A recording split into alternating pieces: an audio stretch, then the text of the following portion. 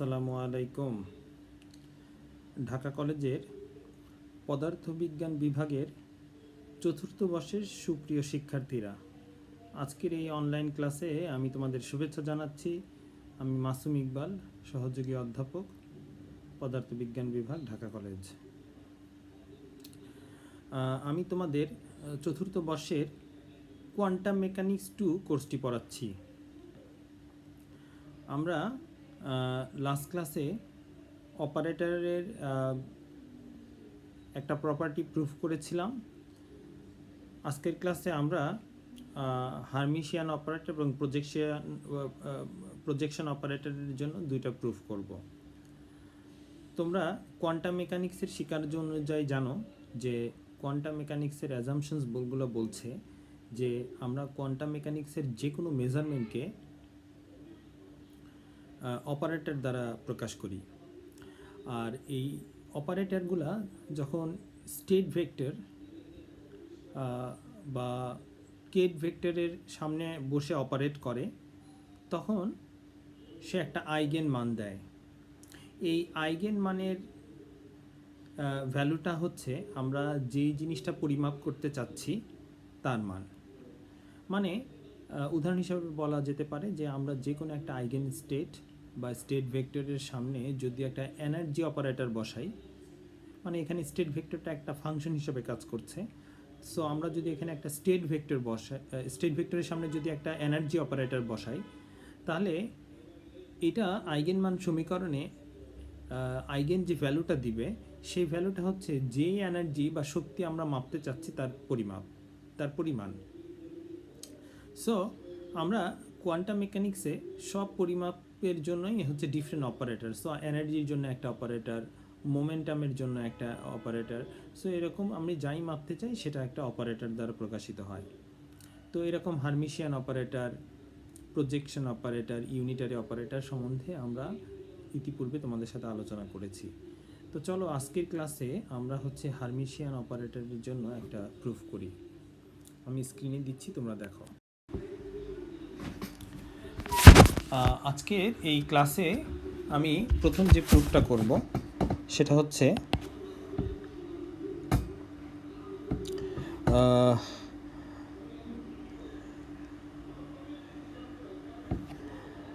the eigen value of a Hermitian operator is real। মানে হচ্ছে যে কোনো হার্মিশিয়ান অপারেটরের আইগেন ভ্যালু সবসময় রিয়েল হবে। এটাকে আমাকে বললো প্রুফ দ্যাট, মানে এটা একটা প্রুফ হিসাবে আমাকে প্রমাণ করতে হবে। সো চলো আমরা প্রমাণটা করি। আমরা প্রথমে কনসিডার করি, লেট আস কনসিডার বি, দেখো উপরে ক্যাপ দিচ্ছি, তার মানে একটা operator is a Hermitian operator.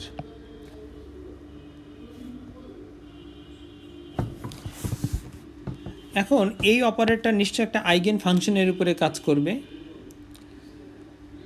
And সাই কে যে দিয়ে আমরা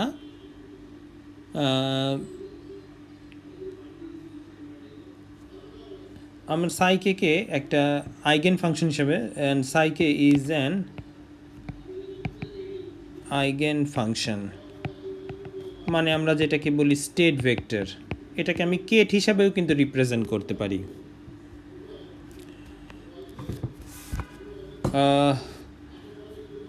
The eigen value and eigen kate of psi k are lambda k and k respectively। দেখো আমাদের সাই কে যে স্টেট ভেক্টর সেটার আইগেন কেটকে আমরা কি ধরছি, কে কে কেট, আর ল্যামডা কেটা হচ্ছে eigen value. So in this case eigen value equation, last ক্লাসের লেকচারে আমি তোমাদের আইগেন ভ্যালু ইকুয়েশন বলেছিলাম। সো আইগেন ভ্যালু ইকুয়েশনে কী থাকবে, একটা অপারেটর কেট ভেক্টরের উপরে অপারেট করবে, করে একটা আইগেন ভ্যালু দিবে এবং কেট ভেক্টরটাকে অপরিবর্তিত রাখবে। সো এইটা হচ্ছে আমাদের একটা আইগেন ভ্যালু ইকুয়েশন এবং এটাকে আমরা ইকুয়েশন 1 দ্বারা রিপ্রেজেন্ট করছি। এখন বলো তো, আমি যদি এই সেম ইকুয়েশনটাকে একটা ব্রা ভেক্টর হিসাবে রিপ্রেজেন্ট করতে চাই, তাহলে আমরা কি লিখতে পারি, ফর ব্রা ভেক্টর, এই কেটা ব্রা ফর্মে যদি লিখি তাহলে আমাদের যে অপারেটর তখন সেটা কিন্তু রাইট সাইড থেকে অপারেট করবে এবং ডেফিনিটলি এটা বি ড্যাগার হবে, Hermitian operator, right, is equal two, এটা মানে হার্মিশিয়ান কনজুগেট করলাম আমরা, কেটাও ব্রা ফর্মে থাকবে এবং আমাদের যে ল্যামডা কেটা ছিল আইগেন ভ্যালু সেটা কিন্তু এখন কমপ্লেক্স কনজুগেট হবে। ওকে, বাট সো এটাকে আমরা তাহলে কি লিখতে পারি, আমরা কেটাকে লিখতে পারি বি, আমাদের ড্যাগারটা তুলে দিলাম, মানে হার্মিশিয়ান অপারেটর যদি হয় তাহলে তার কনজুগেট এবং অপারেটর সেম হয়। সো এই শর্ত অনুযায়ী আমরা তার এই ইকুয়েশনটা লিখতে পারি, মানে বি এর ড্যাগারটা দেখো পরের ইকুয়েশন উঠে গেল, কেন, since b is a hermitian operator, so b plus is equal to b cap. So আমরা শর্তটা প্রতিপাদিত করলাম। এখন এই সমীকরণটাতে আমরা এটাকে এক কাজ করি, এটাকে ইকুয়েশন 2 হিসাবে লিখি, এটাকে আগেই রিপ্রেজেন্ট করার দরকার ছিল। ওকে ফাইন, নো প্রবলেম, আমরা এটাকে ইকুয়েশন 2 বলে রিপ্রেজেন্ট করি, এটা equation 2।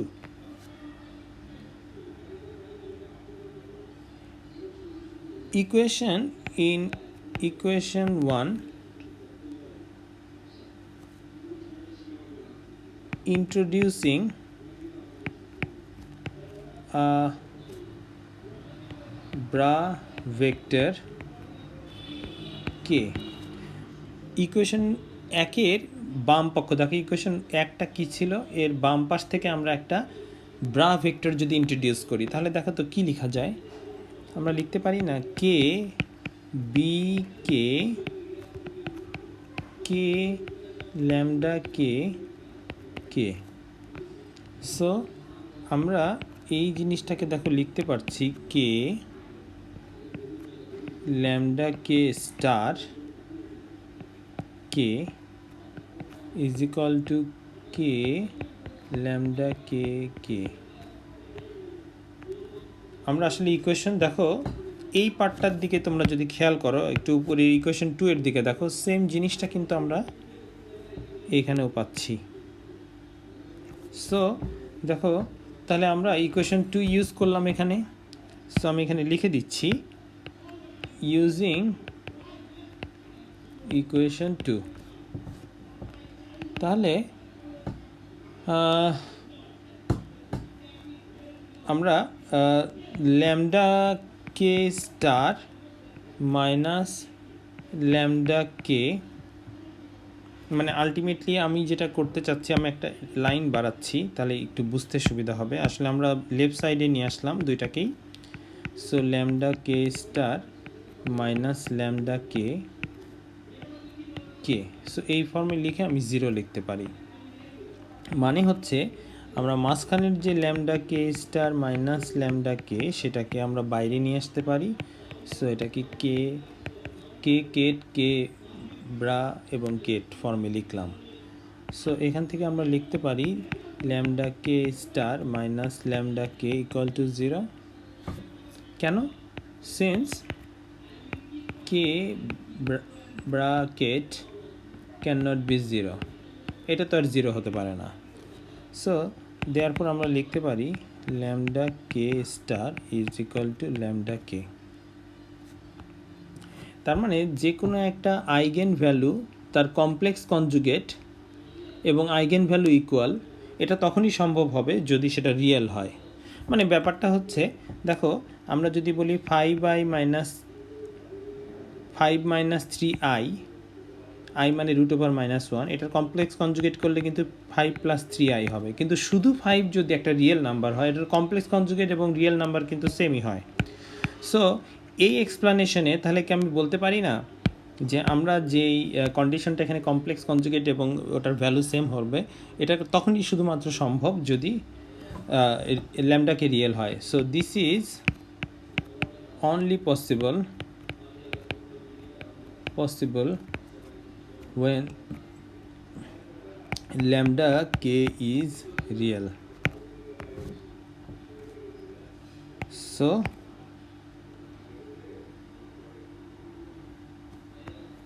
So eigen value of a Hermitian operator is real. So আমরা এটা কিন্তু প্রুভ করে ফেললাম। এখন আমাদের নেক্সট প্রুফ হচ্ছে, আমরা একটা প্রজেকশন অপারেটরের জন্য প্রুফটা করতে যাচ্ছি। সেটা কি? প্রজেকশন অপারেটর না, প্রজেকশন অপারেটর বা অভিক্ষেপ অপারেটর। প্রজেকশন অপারেটরের জন্য আমরা প্রুফ করব যে প্রজেকশন অপারেটরের আইগেন মান সবসময় 0 অথবা 1 হবে। The eigenvalue of a projection operator is 0 or 1, এটা আমরা প্রমাণ করতে চাচ্ছি। সো এটা কিভাবে প্রমাণ করব? আমরা যে কোনো একটা projection operator, let us consider a projection operator p alpha। আমরা p alpha বলে একটা প্রজেকশন অপারেটর ধরলাম। So the eigenvalue equation for this operator, আগের মতোই এই অপারেটরের আইগেন ভ্যালু ইকুয়েশনটা কি লেখা যায়?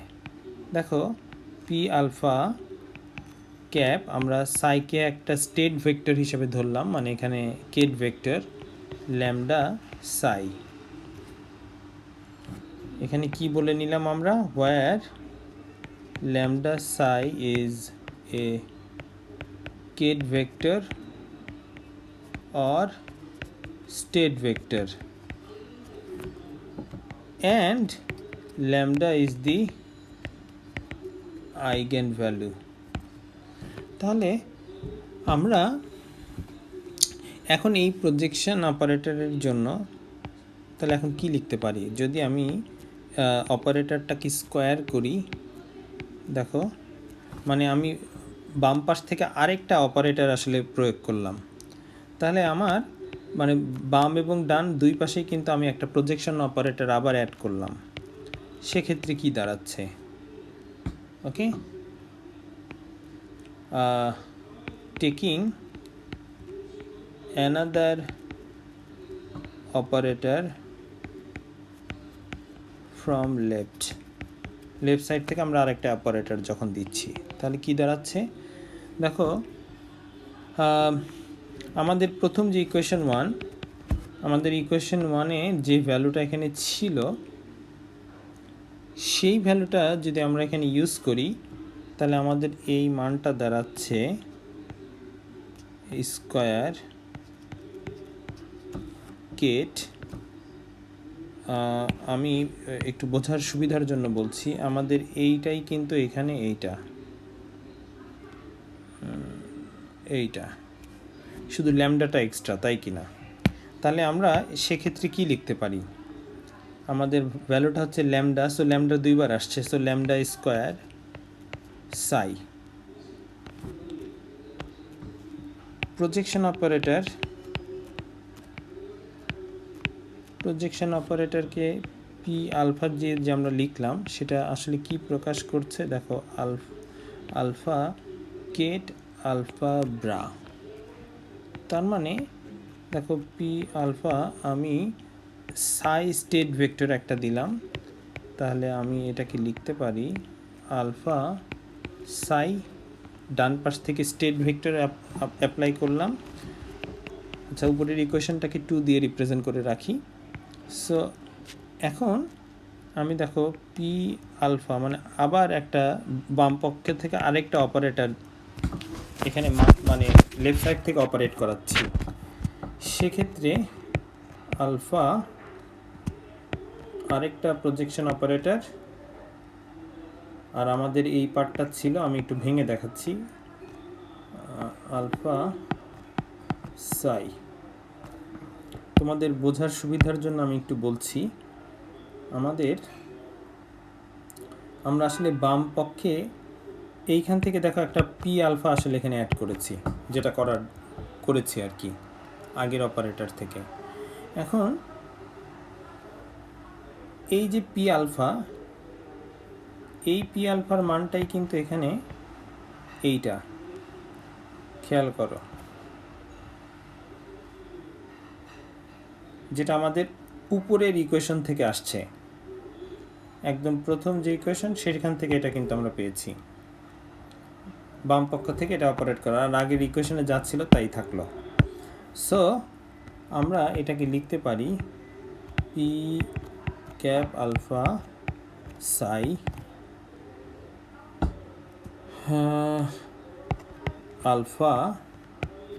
আলফা এটা এখানে ডাবল লাইন, মানে আমাদের আসলে এটা একটা সিঙ্গেল লাইন রিপ্রেজেন্ট করছে, আলফা সাই। এখন আলফা এবং আলফা করলে আমরা কত পাচ্ছি? আলফাকে যদি আমরা ডট প্রোডাক্ট হিসাবে করি, মানে এই নাম্বারটা যেটা দেখতে পাচ্ছ তোমরা, এইটার মান কিন্তু কত? 1 না? তাহলে এই মানটা যদি আমাদের 1 হয়, তাহলে আমরা এখন লিখতে পারি আলফা সাই। কেন? Since alpha equal to 1। এখন বাম পাশ থেকে আমরা লিখতে পারি পি আলফা সাই। তাহলে কি দাঁড়াচ্ছে দেখো, ইকুয়েশন 2 থেকে এখন আমরা এইভাবে লিখি, যদি এটা আগে ডাইরেক্ট না করে আমরা যদি বলি using equation 2 in the left side, তাহলে আমরা কি লিখতে পারি দেখো তো, ল্যামডা স্কোয়ার সাই। সো আমরা এটাকে লিখতে পারছি ল্যামডা স্কোয়ার কেট ভেক্টর সাই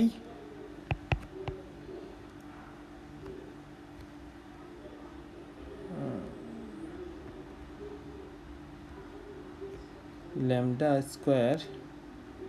আচ্ছা, এখান থেকে তাকাও তো, এটা হচ্ছে ল্যামডা সাই, তাহলে আমি এখান থেকে লিখতে পারি ল্যামডা সাই। এখন তাহলে ল্যামডা স্কোয়ার মাইনাস ল্যামডা, এইটা সাই স্টেট ভেক্টর ইকুয়াল টু 0, তার মানে লেখা যায় lambda square minus lambda equal to 0। কেন? কারণ since psi ket vector can not be 0, তাহলে দেয়ারফর আমি ল্যামডা যদি কমন দেই, তাহলে lambda minus 1 equal to 0। So either lambda equal to 0 or lambda minus 1 equal to 0, that is lambda equal to 1। So দেখো, আমরা কিন্তু প্রুফ করে ফেললাম। So the eigen value of a projection operator is either 0 or 1. So দেখো আমরা প্রমাণটা সম্পন্ন করলাম। তো এই ছিল আজকের ক্লাসে আমার কোয়ান্টাম মেকানিক্সের লেকচার। আমরা দুইটা প্রুফ করলাম, একটা হারমিশিয়ান অপারেটরের জন্য আর একটা প্রজেকশন অপারেটরের জন্য। সো তোমরা প্রুফগুলো দেখে ভালো করে বোঝার চেষ্টা করো, যদি না হয় ভিডিও আবার রিউইন্ড করে দেখতে পারো। তো আজকের ক্লাস এখানে বিদায় নিচ্ছি, ইনশাআল্লাহ তোমাদের সাথে আবার নেক্সট ক্লাসে দেখা হবে। ভালো থেকো সবাই।